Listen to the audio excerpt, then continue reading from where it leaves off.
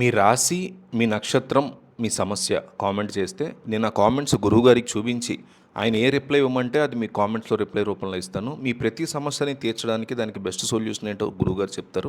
ఫ్రీగా మేము డబ్బులు కూడా తీసుకోవట్లేదు, మేము సబ్స్క్రిప్షన్ అడగట్ల. మేము అడిగేది ఒక్క కామెంటే. ఒక 200 కామెంట్స్ టార్గెట్. 1-2 కామెంట్లకి అయితే ఎవరు రిప్లై. కనీసం ఒక 100 కామెంట్లు వస్తే మీతో పాటు వేరే వాళ్ళు తెలిసిన వాళ్ళ సమస్యలు కూడా పెట్టండి. కనీసం ఒక 50-100 కామెంట్లు వస్తేనే గురువుగారు రిప్లై ఇస్తారు. సో దయచేసి గుర్తుపెట్టుకొని ప్రతి ఒక్కళ్ళు కామెంట్ చేయండి. ఈ జ్యోతిష శాస్త్రం ప్రకారం గ్రహాల గమనం మారినప్పుడు కొన్ని రాశుల వారికి అనూహ్యమైనటువంటి మార్పులు సంభవిస్తాయి.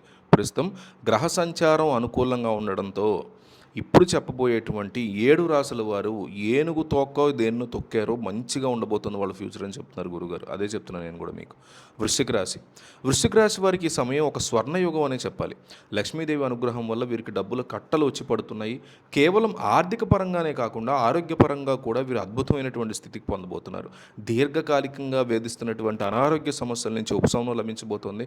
కార్యాలయంలో మీ మాటకి గౌరవం పెరుగుతుంది. మీరు తీసుకునే ప్రతి నిర్ణయం మీకు విజయాన్ని తెచ్చిపెడుతుంది.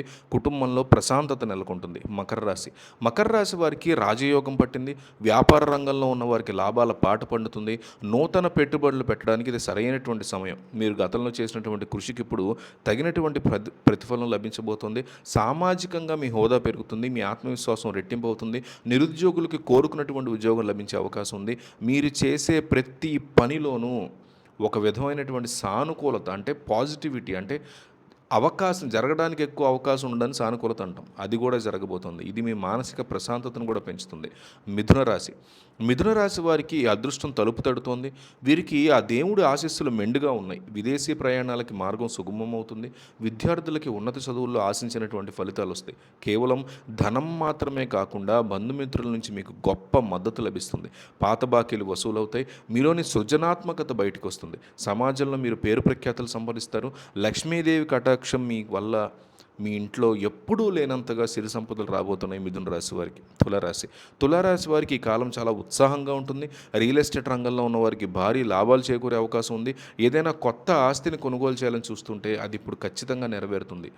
నేను మిగతా రాశుల గురించి కూడా చెప్తా, బట్ గురువు గారు అడిగింది ఏంటంటే మీ రాశి, మీ నక్షత్రం, మీ సమస్య కామెంట్ చేయండి. ఆయన ప్రతి సమస్యకి సొల్యూషన్ చెప్తారు. అది మేము కామెంట్ సెక్షన్లో మీకు రిప్లైగా ఇస్తాం. ప్రతి ఒక్కళ్ళు మిస్ అవ్వకుండా కామెంట్ చేయండి. అలాగే తులారాశి వారు మానసిక ఒత్తిడి నుంచి విముక్తి పొందుతారు. భాగస్వామ్య వ్యాపారాలు చేసేవారికి లాభాలు పెరుగుతాయి. వైవాహిక జీవితం ఎంతో మధురంగా సాగుతుంది. మీ చిరకాల కోరికలు నెరవేరే సమయం ఆసన్నమైంది. సింహరాశి. సింహరాశి వారి సమయంలో తిరుగులేనటువంటి శక్తిగా ఎదుగుతారు. మీ నాయకత్వ లక్షణాలు అందరినీ ఆకట్టుకుంటాయి. రాజకీయాల్లో ఉన్న వారికి పదవి యోగం కనిపిస్తోంది.